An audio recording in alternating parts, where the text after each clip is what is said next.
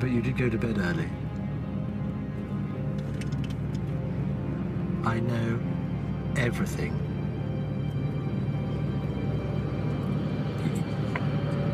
You guys have always underestimated me.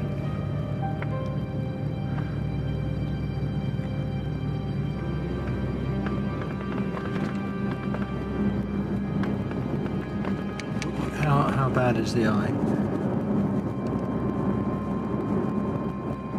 Is he worried about going out with it? We can't afford missed performances. We can't afford missed beats or wasted interviews. I mean, everything we do now has got to count. Okay, anything else today? Nope. Okay, bye-bye. Morning, Peter. Good morning. Good morning, Peter. God, what a rigmarole. I mean,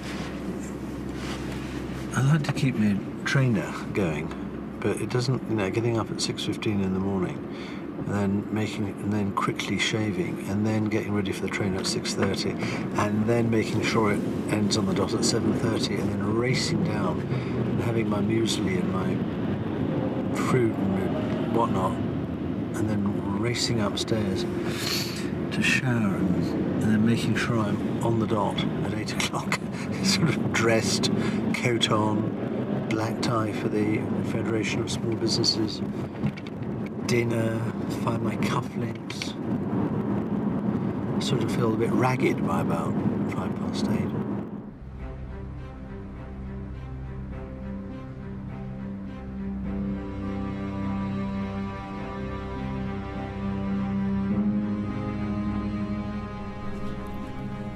Two former senior cabinet ministers, Jeff Hoon and Pat Hewitt, are texting all of their Labour MP colleagues to call for a secret ballot on Gordon Brown's leadership. The two former ministers knew exactly what they were about to unleash. They would face the hostile questions in public. This is well of a party, that's the elegant. So that in private, their old cabinet colleagues could move against their leader. They would insist that they were just letting the party make up its mind. The present structure of taxation is wrong. The gap between income tax... Hi. You're widely credited with having saved the Prime Minister's bacon last time there was a coup attempt. What did you have to do today? Not a great deal, because nobody needed persuading that the thing was not going to lead anywhere. Indeed, my view was that rather than people running into the streets or into the television studios, they should just let the thing blow through, as it did. You are now in a party at a senior level which has got a pattern of behaviour like this. Isn't that visible evidence that it's falling apart? Have we got a pattern of behaviour, really? Well, is that fair? Well, how many coup attempts have there now been? Well, it depends what you mean by a coup attempt. I mean, what Jeff and Patricia were suggesting. Order! Order! If you want to know how people are going to vote, why not find some courage for once and call the election? Isn't the conclusion of the last week that the Cabinet and the Labour Party are too disloyal to support him, but too incompetent to remove him? Shouldn't he pass the verdict to the British people so we can get rid of the lot of them? Mr. Speaker. A lot of people are wondering why you're not the leader of the Labour Party. And I know you have a peerage, but let's leave that aside. Well, the first reason is that I came into Parliament later than either Tony or Gordon. Tony and Gordon came into Parliament in 1983. I only came into Parliament in 1992. So that's the first point.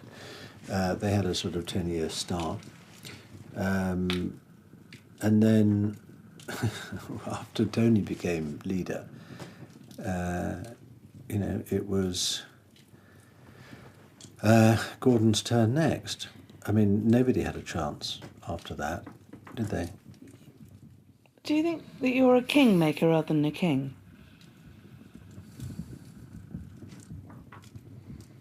No idea.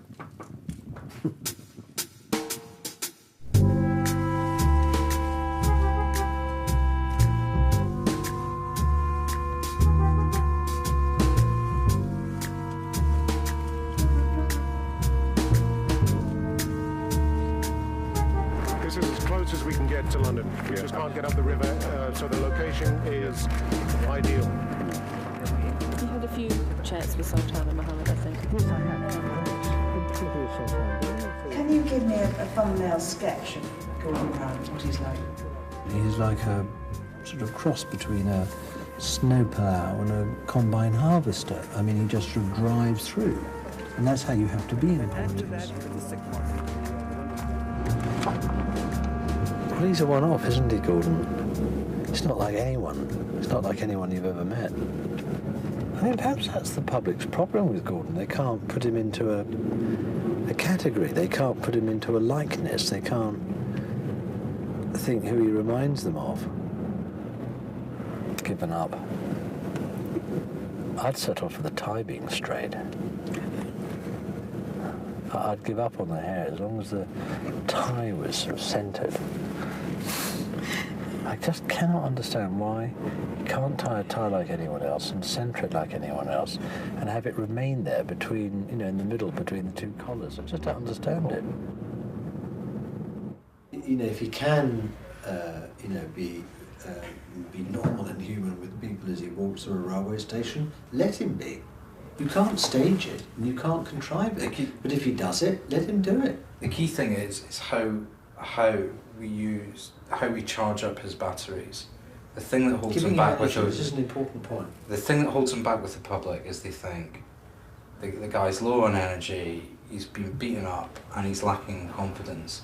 So we can't construct a campaign which, on paper, gives some kind of definition as a brand if it actually saps his energy and saps his confidence. No, because I'm thinking about how it's portrayed on the news at night. And it doesn't have to be portrayed, Ben. It just is. I want him both to be brainy. Fine, he can have his braininess and be as brainy as he likes. What I also want him to be is sufficiently relaxed and approachable that you know, people, you know, can, you know, conclude that he is, as well as everything else, a human being. But you do need some of these set-piece events that show not just about his brain, but what we're saying about the economy through Gordon and what he's doing and where he is and what he's doing. Do you know the thing that people say most to me is, I don't like him terribly, and I certainly wouldn't want to go down the pub and have a pint of beer with him, but I do think he knows who to phone up in a crisis. I mean, Cameron has now taken over and now owns Slick. And slimy. That's what the public say about him. Yeah, I know. The two people in a focus group the other evening, they said, don't really like David Cameron. He's sort of a bit of a mummy's boy. And somebody said that, and then somebody else said, yeah, that's right. Yeah, absolutely. I hadn't thought of that, but he's such a mummy's boy, isn't he? Which would you rather be, though, a mummy's boy or the Prince of Darkness? Oh, my God, Prince of Darkness. Without a shadow of doubt. You a Labour puppy? Yes. Are you? Few divide opinion within Labour as much as Peter Mandelson. He and Gordon Brown were together architects of New Labour, but they fell out spectacularly when he backed Tony Blair for the leadership in 1994. What was the question to which Peter Mandelson was the answer? Serious people are needed for serious times. He's got an unrivaled experience as the Trade Commissioner of the European Commission, and you set aside all the issues of the past in the national interest, and that is what we're doing today. The difficulty, of course, for Mr Mandelson and Mr Brown is he attracts negative publicity and controversy, rather like manure attracts flies. The unelected Prime Minister has managed to produce the most powerful unelected deputy since Henry VIII appointed Cardinal Wolsey. His personal retinue of 11 ministers, 6 of whom now attend upon him in the House of Lords, is the largest in the government. And the Lord Mandelson has gone around collecting titles and even whole government departments to add to his name, now adding up to the Right Honourable the Baron Mandelson of Foy in the county of Herefordshire and Hartlepool in the county of Durham, First Secretary of State and Lord President of the Privy Council and Secretary of State for Business and Secretary of State for Innovation and Skills. It would be no surprise to wake up in the morning and find he had become an archbishop.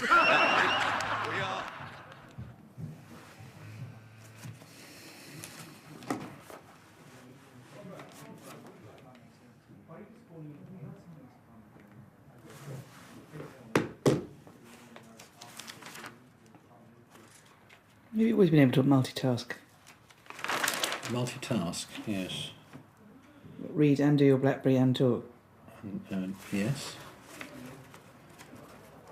I've always found myself able to concentrate on more than one thing at a time. Don't know whether it's a political training.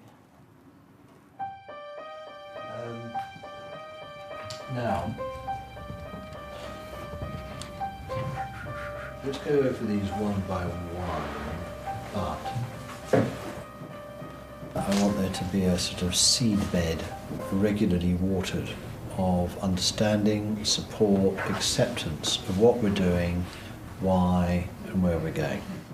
But the other thing I want to do is to take it to different parts of the country. But I also then want to popularise it.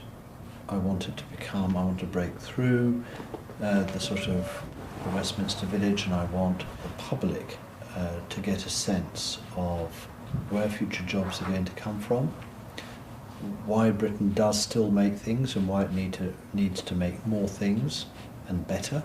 No, but the fact is that we say we've got a growth strategy, but we have yet to show it.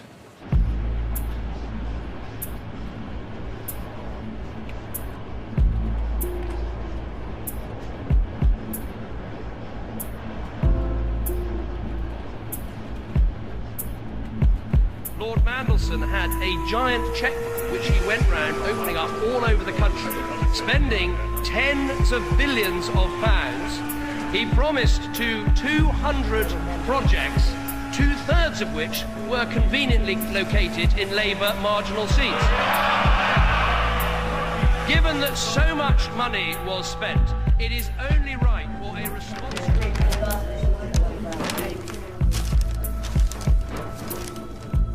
What did Harding do? Well, there's a leader in the Times which I would not normally sort of probably even read, let alone care about, but